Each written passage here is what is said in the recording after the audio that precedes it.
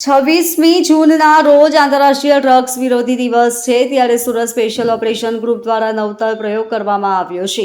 આશરે 53 જેટલા રિક્ષાઓની પાછળ ડ્રગ્સ વિરોધી બેનર લગાવી આ બાબતે જનજાગૃતિ લાવવા નવતર પ્રયોગ કરાયો છે। સે નો ટુ ડ્રગ્સ અભિયાન હેઠળ સુરત શહેર પોલીસ છેલ્લા ઘણા સમયથી ડ્રગ્સ માફિયાઓ પર કેસ કરી રહી છે, ત્યારે બીજી બાજુ લોકોમાં પણ ડ્રગ્સ કેટલો ઘાતક છે તે અંગે જાગૃતિ આવે, આ માટે જનજાગૃતિ કાર્યક્રમ કરવામાં આવતો હોય છે। ત્યારે 26 જૂનના રોજ આંતરરાષ્ટ્રીય ડ્રગ્સ વિરોધી દિવસ હોવાથી સુરત સ્પેશિયલ ઓપરેશન ગ્રુપ દ્વારા ખાસ અભિયાન હાથ ધરવામાં આવ્યું છે। તેમાં એસઓજી દ્વારા ડ્રગ વિરોધી જનજાગૃતિ અભિયાન કરી લોકોને ડ્રગ્સના ગેરલાભ બાબતે જાગૃતિ લાવવા માટે પ્રયાસ કરવામાં આવી રહ્યા છે। આ અંગે સ્પેશિયલ ઓપરેશન ગ્રુપના ડીસીપી રાજદીપસિંહ નકુમે જણાવ્યું હતું કે 26 જૂનના રોજ ડ્રગ્સ વિરોધી દિવસ છે, તે પહેલા અમે 53 જેટલા રિક્ષાઓની પાછળ ડ્રગ્સના ગેરલાભને લઈ લોકોમાં જાગૃતિ આવે આ હેતુથી સ્ટીકર લગાવવાની કામગીરી કરી છે।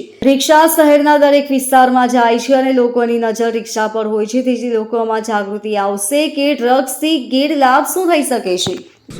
મોહિમ જે ચાલુ કરી છે એનો ઉદ્દેશ એ છે કે આવતીકાલે 26 જૂન છે, એન્ટી ડ્રગ્સ ડે છે અને એના આગલે દિવસે અમે આ મોહિમ ચાલુ કરી છે। તે પણ રિક્ષાઓની પાછળ નો ડ્રગ્સ ઇન સુરત સિટીના બેનરો અલગ અલગ લગાવવામાં આવે છે અને આ રિક્ષાઓ સમગ્ર સુરત સિટીમાં ફરતી હોય છે, એટલે એનામાં લોકજાગૃતિ જનજાગૃતિ ફેલાય એના માટે આ મોહિમ ચાલુ કરી છે। લોકોને મેસેજ એ છે કે ભાઈ ડ્રગ્સ જે છે એમાં અમારી બે પ્રકારે કાર્યવાહી ચાલુ છે। એક તો ડ્રગ્સ પકડવાની કામગીરી પણ ચાલુ છે, એટલે કે જે ડ્રગ્સ પકડી અને ઓછામાં ઓછું લોકો જોડે પહોંચે એ પણ અમારી પોલિસી છે। બીજી જે પોલિસી છે એ ડિમાન્ડ રિડક્શન પોલિસી, એટલે કે લોકોની ડ્રગ્સ લેવાની વૃત્તિ ઘટે અથવા તો એની ડિમાન્ડ ઘટે, એટલે ડિમાન્ડ ઘટે તો ઓટોમેટિકલી ડ્રગ્સ આવતી બંધ થાય। એટલા માટે ડિમાન્ડ ઘટાડવા માટે થઈને લોકજાગૃતિ જનજાગૃતિ ફેલાવીએ છીએ કે લોકો સમજે કે ભાઈ આ ડ્રગ્સ છે એ એમને સંપૂર્ણપણે પાયમાલ કરી દેશે ના,